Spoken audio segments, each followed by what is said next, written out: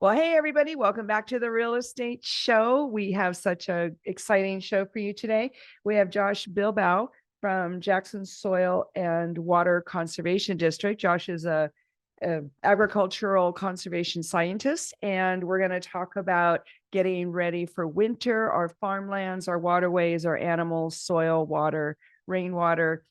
All very Southern Oregon topics. It's going to be great. We love having the folks from Jackson Soil and Water Conservation District on, and they will come to your property in person and give you some ideas and help things to do with your own land. So super excited to have Josh Bilbao on the show today. While we're waiting to start that interview, let's quickly check our local statistics. Another little bit of volatility this week. Josephine County is where we're going to start. This is residential single family home only. Josephine County prices year over year are down 3%. The average home in Josephine County now costing $423,163. The number of sold year over year in Josephine County are down 17% this week, with 19 closings, and that again is single family residential.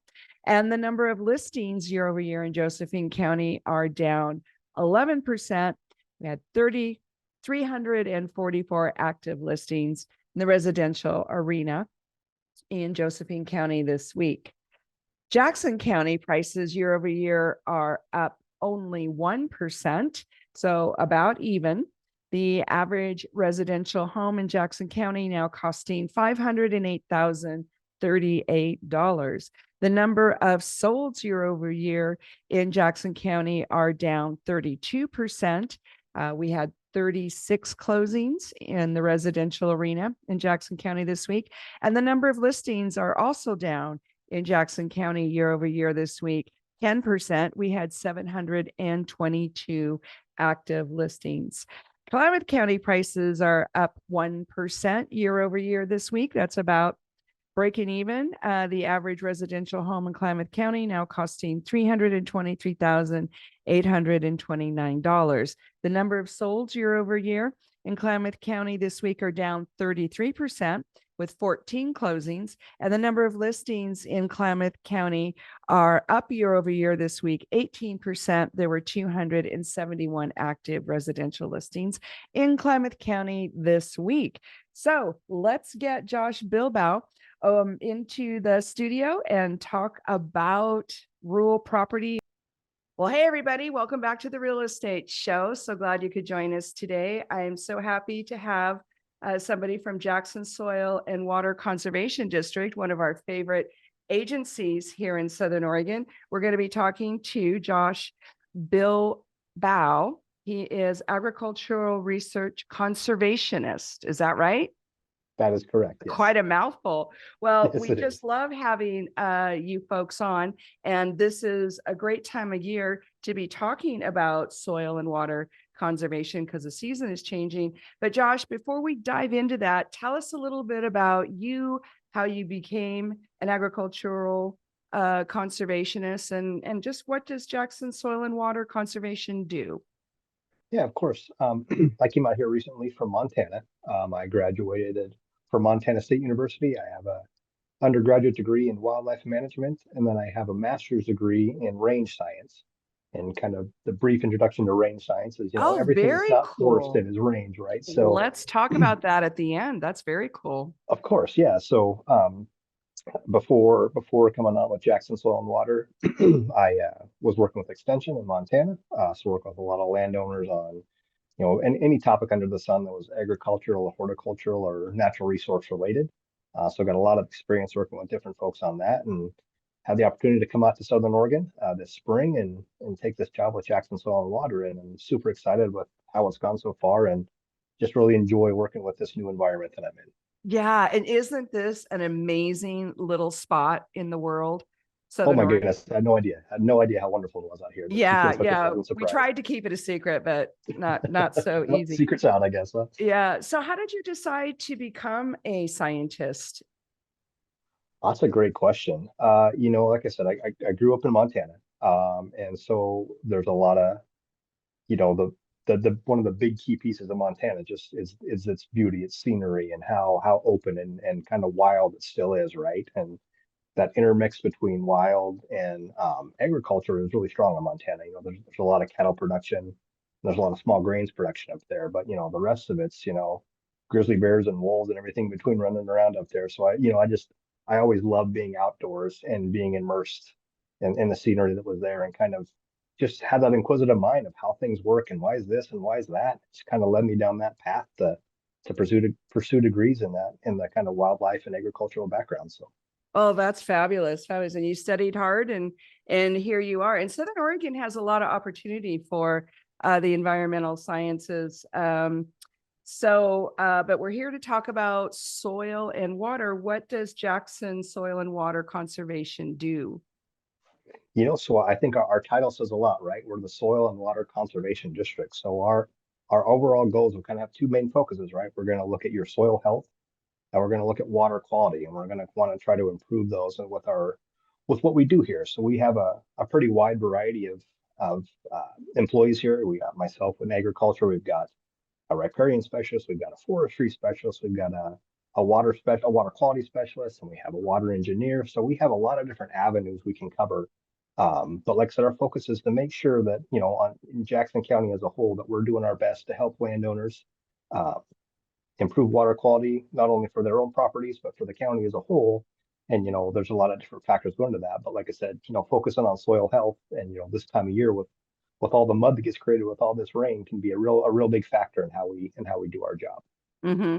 Yeah. And we jokingly have the working title of this episode called Mud and Manure, which if you're from Southern Oregon, you will think that's funny because it's true this time of year. So the landowners don't always know that these services are available. So if a property owner had some questions, what is the actual process for getting in touch with you guys? And what kind of questions do you get? We get a lot of questions. The process is, you give us a phone call, reach out by email. We've got a great website that has a lot of information on there. It's very detailed about the services we offer. But one of the main things we do when when a landowner gets a hold of us is we'll set up a site visit. We'll kind of talk to them over phone or via email about what their resource concerns might be. And then, one or two or three of us might come out to your property and have a walk and have a conversation Oh, and see how what's going on, fun. You and guys go out kind in of person. yeah, kind of see how we can best help, either with advice or through granting programs or whatever we might have available at the time to help alleviate your resource problems. So what's a common question that you would get from a property owner? Me personally, kind of given the time of year too, I get a lot of questions from folks asking, all right, I've got a pasture. Um, I don't think it's doing very well. What should I do to improve this pasture? Or, I've got my cows, or I think they're spending too much time on this part of my field. What do I need to do to improve them? How should I move them around? How should I get them away from our water sources to kind of keep those clean? So, there's a large variety, and like I said, with all the different expertise we have, those questions really range a lot broader than what I experience myself. But that's what I've been getting coming in the door a lot right now. Mm-hmm. And we have a pretty wide variety of terrain here in Southern Oregon. So you Absolutely. guys must have to stay on your toes with all the different types. Oh yeah, it keeps us very busy trying to navigate the, Yeah. the different environments we have here in the county. Now, are there different kinds of problems with different kinds of livestock? Yes and no. Some problems are common across all livestock types, right? If you have too many animals for the area you have, you're probably going to have a lot of the same problems, right? You're going to have too many animals pushed into one area. So you're going to get a lot of overgrazing problems. You're going to get a lot of bare ground, a lot of bare exposed ground issues, which can lead to a lot of mud and manure problems this time of year. But yeah, sometimes it's all about not necessarily putting the animal you like on the property you have. But if you want to have animals, it's putting the right animal on the property that you have. So Mm. it can be gearing. I mean, I think one of the metrics I've used for a long time, if we talk about a dryland pasture, right? That's pasture that only receives moisture from rain or snow. So So it's there's no not irrigation water, irrigated. so not irrigated at all. Okay. Um, On average, in the Western United States, it takes 20 acres to feed one horse on a dryland pasture. If Really? you just had them graze that pasture without any supplemental feeding. Wow. So how often do we see people with, 3 horses on 60 acres? That doesn't happen, right? And so we have ways to combat that, right? We can feed animals, we can supplement them with hay or grains or anything like that. But also we need to think about how those animals move on your property to make sure A, your animals stay healthy, and more importantly, that your property stays healthy as well too. So besides bare ground, what are some of the other signals that the land gives off to you or to the homeowner? I mean, what are some other things that folks can look for in their land that says there might be something wrong? Oh yeah, sure. A couple of key things you might see. If you're either have spent a little time on your property, you might notice a shift in the vegetation type. So you may have had a pasture that was, nice and lush with grass, but Mm-hmm. if that gets used over time, you're going to see a shift from, more grass to more what we might consider as weedy vegetation. So less desirable vegetation. And you might start to see uneven use as well too. So animals are just like us. There's grasses, there's plants that they prefer to eat way more, just like there's foods we prefer to eat way more, right? So if they're in a situation where they have free reign over everything, they're going to go and they're going to pick and choose what they want to eat first, and then they might come back to things that they are less palatable down the line. But what can happen oftentimes is that they'll go and eat those plants they like, might go away from for a day or two, then they're going to come back to those plants because they're going to get a little bit of regrowth when the water's right. They're going to keep hitting on those plants and keep eating those plants, and the less desirable ones are going to grow up and become more prevalent, and then they start to take over, right? So the plants you don't want there are going to start to move in. The plants your animals don't want, they start to move in more, and that kind of just starts that cycle of your property going the wrong direction. So in your experience, do landowners pay that much attention to the movement of the animals back and forth across the acreage? Is that something Yes, for the most part people are watching, or are they just putting the animals out there and then coming back in a couple of days? I think there's a lot of both going on. I think there's people who are very, very aware of what their animals are doing. And I think you see this more in, we'll say, the traditional farmer rancher who they're trying to make a profit off their land. They're probably going to be a lot more invested Mm-hmm. in what's going on, the production of their property, than just the typical, horse owner who has a horse, as a companion pet. Should they ride every once in a while? They're maybe Mm-hmm. not looking at the same way as they are. So I think it really depends on land uses is where we see more people are focused on that than they aren't. But I've met plenty of retired, have on 5 acres, and they manage their land better than any farmer I've ever seen. So I'm not just going to throw this under the bus. I've seen some people with some very well managed properties out here. So it goes both ways on that one for sure. Yeah. Well, as a real estate person, I don't know that I have any rural property owners with large animals that do not have irrigated. Most everybody, if they're going Mhm. to do some kind of animals or serious farming, it's all irrigated. Yeah, I mean that's the big key right there. You're gonna if you're gonna do this and try to make any sort of profit um, off your land, you're gonna want to go with the irrigated route. It's gonna be a pretty Mm-hmm. tough sledding if you're trying to farm on dry land. Even with the amount of moisture we get here, compared to other parts of the world, it's still with how hot and dry we get in the summer. It's really gonna slow things down pretty fast. Yeah, yeah, we're going to talk about that too. We're talking to Josh Bilbao of the Jackson Soil and Water Conservation. And in the few minutes we have left, I did have a question about waterfront farmland because we do have a lot of waterways going through our farmlands. Is there a downside to the animals actually going down to the creek or the river? Is that problematic at all? And that's all going to depend on how much time they spend down there. A lot of times, with water rights, there can be what we call stock water rights, Oh, through and is through an that irrigation different? right. I'm sorry, I didn't So mean to it's interrupt, but no, it's fine. It is. So a stock water right is basically water you can use to let your animals drink water, right? And oftentimes we see that water is either pumped or somehow conveyed into a trough system, so they uh-huh. drink out of that. but it also can be that those animals can access streams or canals to have their animals drink directly out of. Mm-hmm. So if that is not a regular everyday, multiple hours a day situation, then the harm is much less. But where we see problems is that animals that spend a significant amount of time in or near streams, ponds, anything like that, we start to see those nutrients added into those waters that we don't want to see in there, right? We have, obviously the main one is manure, right? You see manure get into the streams. Oh, they're introducing it. I see. They're introduced into the streams, that's flowing down the stream, right? And that can pollute all the way down the stream, right? As many users down the system go. So,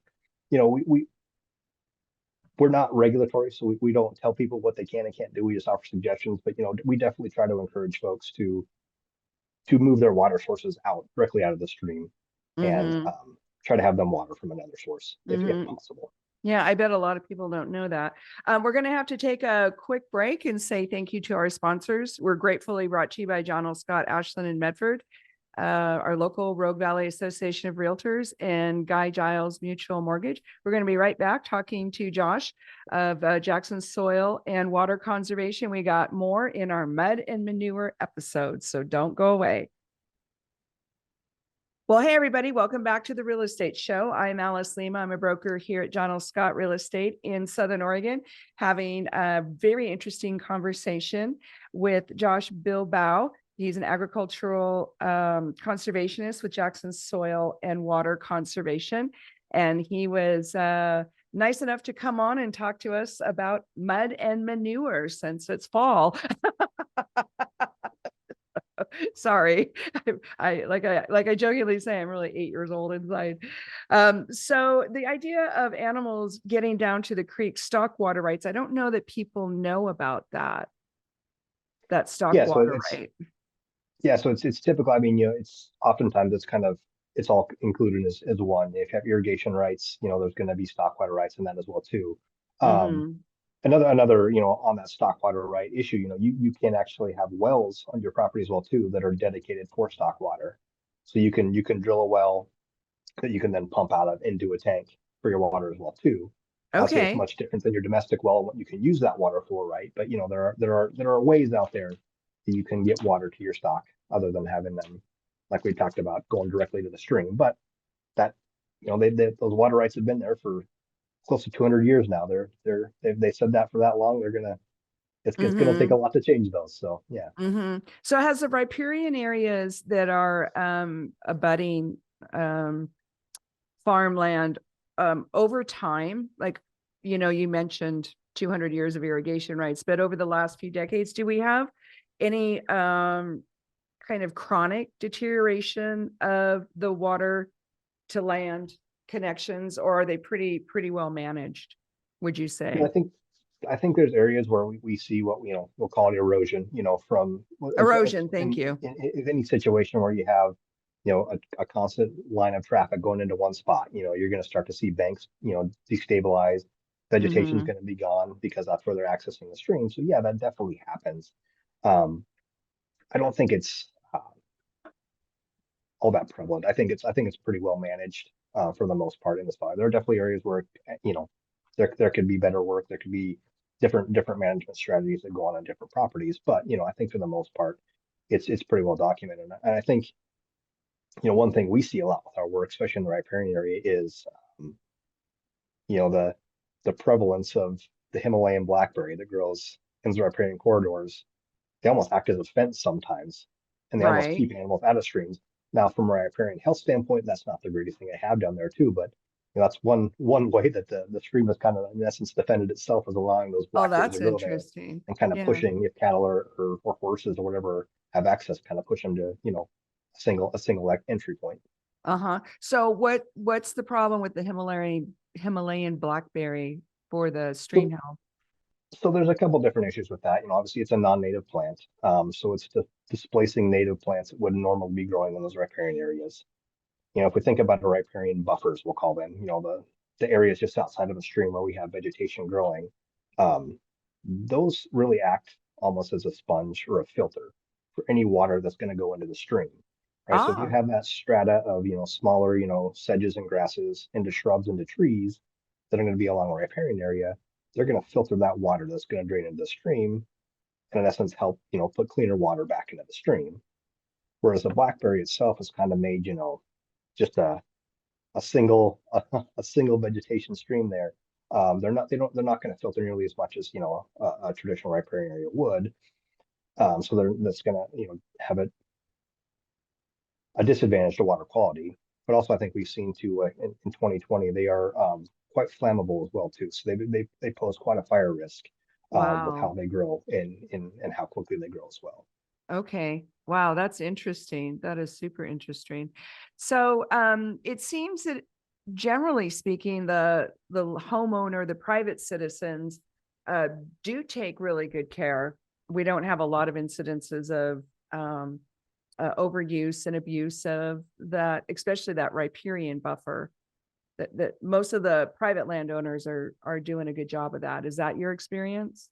Yeah, so far that's been my experience. I think I've seen much more folks that are doing a good job of that than aren't. Mhm. It's still a problem, and there's still issues where it can be better, like I said. But no, I think for the most part, what I've seen so far, Mhm. it's in a good place. So if you have a someone who's brand new to rural property ownership and they just bought land on a waterway Mhm. and they have these visions of goats and sheep and horses and all that, what would you advise them if they're brand new to this whole idea of taking care of the land and taking care of the water and they want animals Sure. Yep. and they've No, never done it before? that is We a have a very lot of likely that. scenario that we have dealt with before and will continue to deal with. Absolutely. I guess to start with animals in the waterways, what we try to encourage is keep your animals out of the water as much as you can. If you have a water right where you can pump out of the stream into a tank, that's the best. Um, if you absolutely have to have your only possible way to water your animals is to give them access to the water. There are ways where you can create a stream access and you can harden that area, right? So you can add rock, you can add what's called a geotextile or a geogrid kind of to the banks, to the area. You can kind of put some more gravel on the bottom there and then kind of fence them. You'll kind of fence them into one spot so they can access the water there and they only access the water in one spot Oh, okay. So they're rather than not going on the soil and the plants. rather than having access to the whole stream area that they're able to. So yeah, you can Uh-huh. there's strategies that you can make it healthy to have your animals access a Hmm. streamway. And is that something you guys do you give them a plan? Like who decides what kind of rock and where to put it and all that? Sure. So part of our what we call technical assistance, it can lead to what we call a conservation plan, where we start to help a landowner plan how they're going to remedy the resource issues. So Oh, yes, that's that is cool. it's definitely possible to work with us and help you develop a plan as to how you can mitigate an issue like that or help you design an issue like that. Hmm. Yeah, like I said, it's so site dependent about how much or how little Sure. advice it's wanted or how much we give. But yeah, that's definitely a possibility to create a plan to help folks. So are you allowed to do any hardening in conjunction with a conservation plan for human use? Or is it pretty much just for um animals? So yeah, you can. I mean, there are definitely property owners who own on both sides of a stream, and Hmm. they have hardened crossings, so to speak. So it's a crossing across a stream where they might drive a vehicle over, or a tractor, or push Oh, their animals okay. over. So yeah, so you Okay. can harden all the way across. Absolutely, that's definitely an option. Okay. I just will just before people throw out there and start, we're doing that work. Any work you do in and around a stream is going to require a permitting process. So before you go doing any modification, make sure that you've talked to the right people, and which obviously we would help you if you talk to us about that, Hmm. but send you to the right people to get the proper permits before you can do any actual work in and around the stream area. Hmm. But Hmm. yes, you can definitely have hardened crossings for human use as well too. Hmm. And then does the state of Oregon get involved in any of that since Oregon owns the water? Yeah, so that's A that's lot what of your people don't permits are know going to come that. from. Huh? Yeah, so yeah, but all the water, yeah, it's all belongs to the state, right? Any water that flows in the stream belongs to the state of Oregon. So yeah, so any permitting you do would have to be through the state. Absolutely. That's where Mm-hmm. your stop would be to work with them on what Mm-hmm. you can and what you can't do. Mm-hmm. Mm-hmm. Well, I'm really intrigued about conservation plans. I think we could probably have you back and do a whole show just on that. Sure.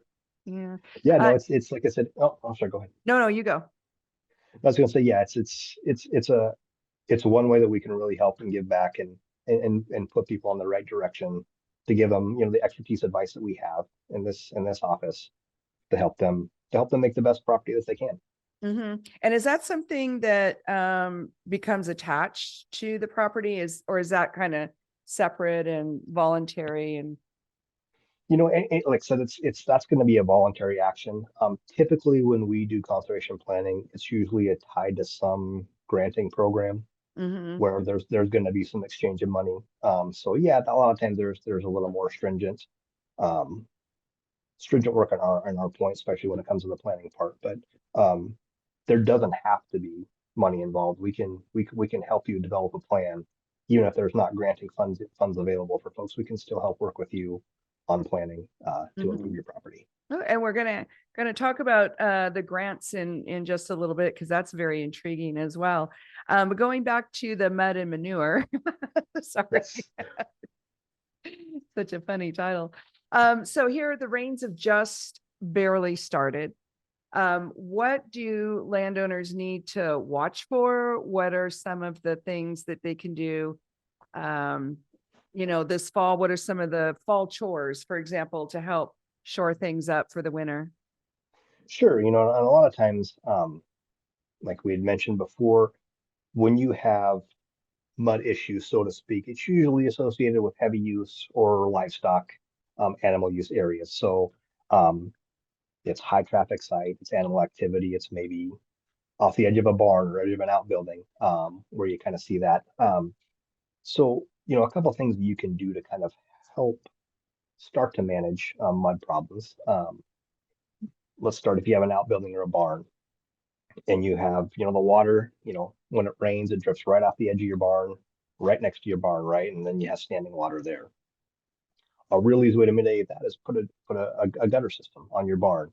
So you can take that water and you can Oh, divert it, that's a brilliant idea. move it off somewhere where it's not going to be a problem. It's not going to sit and potentially rot the foundation of your barn, maybe rot the posts that are associated with that. Um, you can also, instead of just pushing off your property, you can actually catch that water. Any water that falls on top of a structure like that, a roof, you can catch and you can store that and you can use that as you please. You don't have to have a water right for that. Rainwater is actually harvest is legal in Oregon. So you can, with a proper system, once again, needs It to be is or permitted as is well. not legal? I'm It sorry. is legal. It It is is legal legal. to catch. Yep. Water collection is legal. Okay. Yep. So you can, we talked about that dryland situation. You could catch that rainwater and you could use that water. You could use it to water your livestock. You could use it to water a garden. You could use it for whatever you might want to use it for, but it is legal to catch that water and use it. And like I said, storing that water is a great way to take it off of an exposed mud and, really reduce your mud in a spot like Mm-hmm. that. Well, and then you're Um, controlling exactly. the Yep. water. Yeah, Yeah. absolutely. Yeah. So So you are can also there, use, oh, go ahead. as I say, you can use different drainages too. You can, if collecting water isn't what you want to do, you can put drains in areas where water might sit. That can be a French drain, it can be a drain tile that's going to take that water from where it's sitting. It's going to push it somewhere else. Maybe, obviously, we know all water is going to want to drain to a waterway, right? Um, but sometimes if we have water that's associated with a heavy use area that can be associated with animal use, we want to make sure that water is clean though before it goes into a waterway. So we can use what's called a bioswale. So you can kind of divert your water into like almost a little indent in the ground. And like I said, you put that riparian, that vegetative buffer around that, and that water can slowly filter back into the stream after it A sits in the ground. bioswale. I can't wait to Bioswale. Yep. dive into that. And I've also got some questions about pH. And if that's a big deal. We're talking to Josh Bilbao. He's an agricultural conservationist at Jackson Soil and Water Conservation. Super excited to have you, Josh. Stay tuned, everybody. We'll be right back. Don't touch that dial. Well, hey, folks, welcome back to the Real Estate Show. We're going to be finishing up talking to Josh Bilbao, agricultural conservationist with Jackson Soil and Water. And we were, right before the break, we were talking about bioswale. So what is a swale? So a bioswale is just kind of a fancy term for kind of digging a little impression in the ground. Mm-hmm. So the idea behind the bioswale is it catches water for a momentary. It's not a permanent. It's not a pond. It's not something you're going to take that water out of. Basically, it's just kind of a kind of a small. I don't even want to say dam because that's even kind of more misleading. But it's just a way to kind of stop water and help it kind of not flow as fast as it can to the stream, right? So the So idea you can behind slow it down on its way to the creek or something. Yeah, so if there's potential contaminants in that water, it's a great way to be able to slow it down, kind of stop that water for a moment, let it kind of filter through. Hopefully, you can, like I said, encourage a vegetative buffer around that bioswale that kind of helps filter that water through its roots, and then that water can slowly trickle its way back to the stream. It's a great advantage for water quality and for soil health too. If you can kind of get those nutrients to stay in the soil, become available to plants as well, then too, then it's a win-win for everybody. How deep are those usually? Not very deep. I mean, Like I just, wouldn't say more. Yeah, a foot. I think you're about to say a foot. I mean, that's probably about it. It's going to depend on, they can be, 3 feet by foot, 1 foot. They can be 50 feet by 1 foot. I mean, it just mm-hmm, depends on the amount of water you're trying to slow down mm-hmm. before it reaches a stream. So in the earlier example where we have waterfront pastures with animals, Mhm. then usually there's some elevation, and so then the manure is during the rainy season getting washed basically into the waterway. So would you Yes, put this like all the way across your riparian? that's a possibility. Yeah, I mean, if you're in a situation where you've got a little more elevation, a little more slope to a potential pasture, where it's not so easy to potentially either harrow in that manure or somehow collect that manure and store it somewhere else. Yeah, that could be a good option to have a swale there before you get to your stream, to kind of help stop some of that manure and those extra nutrient additives to get into the water. Like I said, it's not an end all solution, but it's definitely something that can help from a water quality standpoint. Mm-hmm. How big of a problem is the potential pollution from animal? Is it animal organic? Is that the polite term? Sure, if we want to be politically correct, sure, organic inputs from animals into the stream, right? The biggest thing you're going to see that's going to come out of manure into the stream, is going to be an increase in E. coli levels. Bacteria like that. I think everybody probably has heard of E. coli before and what that can do to, Mm-hmm. to a person who ingests E. coli. That's one of the bigger things you'll see. But I mean, sometimes you never know what can be in manure. There could be nitrogen inputs into the stream. It could be phosphorus inputs into the stream, which those can have detrimental effects to the aquatic vertebrates or invertebrates that are in streams as well too. So Mm-hmm. there's a lot of different factors to think about the inputs that go into stream and how we can do our best to minimize those effects. Yeah. Well, some of the pastures are so large and the animals are roaming kind of free range to some extent. I don't know, how would you collect manure otherwise? I mean, I think you really do need one of these kind of systems if you're on a waterway, because otherwise what would the farmer or the rancher do? So you got to kind of think about the scale of a property. If you're talking about something that get to 50 to 100 plus acres, the best way to kind of manage manure in that standpoint, if you have a substantial amount of livestock, is you can harrow that manure in. So you don't want to do it when the ground's too wet. You want to do it when it's a little more dry. You don't want to make a sloppy, muddy mess out there. But a harrow is basically it's a large, heavy screen that you would pull behind a tractor.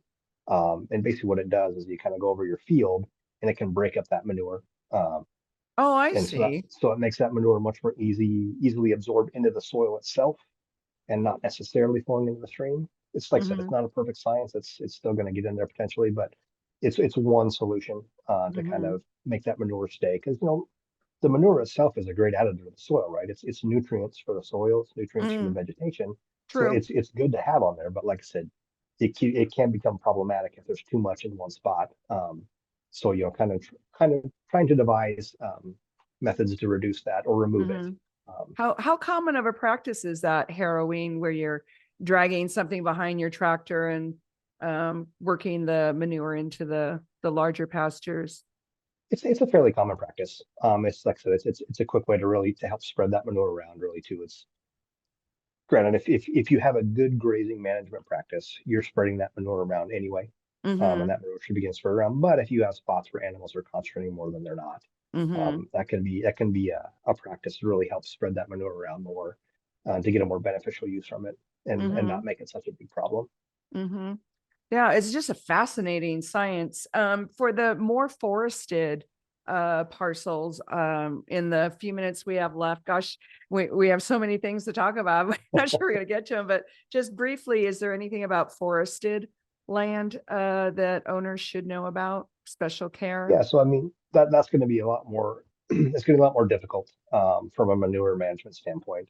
If you have grazing pasture that's next to a forest or forested pasture that's next to a stream, the harrow possibility is probably not going to be an option. You know, Mm-hmm. you're going to have to be very careful with how you graze your animals in Mm-hmm. and around the stream. So I mean that might be a situation where there's more of a buffer. You know, maybe Mm-hmm. you fence off the stream in spots so you keep animals away from the stream, so you're not having so much manure potentially making its way into the Mm-hmm. stream that way. Yeah, So, because it would be a lot more work for you, wouldn't oh yes, absolutely. it? So I'm sorry we're running out of time. And we did want to touch on the grant programs because that's something not everybody knows about. Yeah, so you know, we have a lot of granting opportunities that come through our office. We occasionally, like I said, they kind of come and go. We occasionally have small granting programs that we can use that we personally have out of our office. But we also partner with a lot of different agencies. We partner with NRCS, with OWEB, with Oregon Department of Forestry, Oregon Department of Agriculture.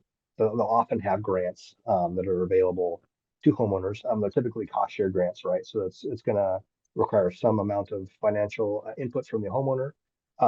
But you know, like I said, it's oftentimes they can create fantastic outcomes if you know if done correctly. So we often work with many people on different granting opportunities like that. So it's hard to just say, yep, there's one there. It's you can call us one week and it's a different opportunity than it is the next week.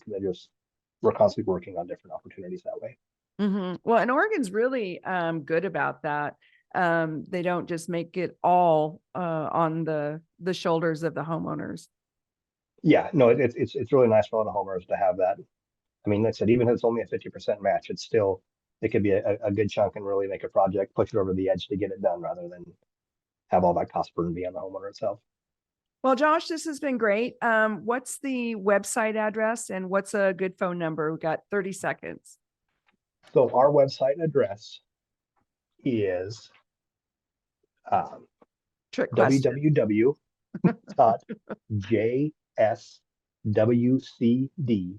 www.jswcd.org. And then our phone number is 541-423-6159. Awesome. Well, you have just been so informative and fun to talk to. Will you come back again? Oh, absolutely. Great. We'd love to have you. Thanks so much. This broadcast will air again on KCMX FM 99.5 tomorrow, Sunday at 6 o'clock. Have a great Southern Oregon weekend. We'll see you next time. Bye now.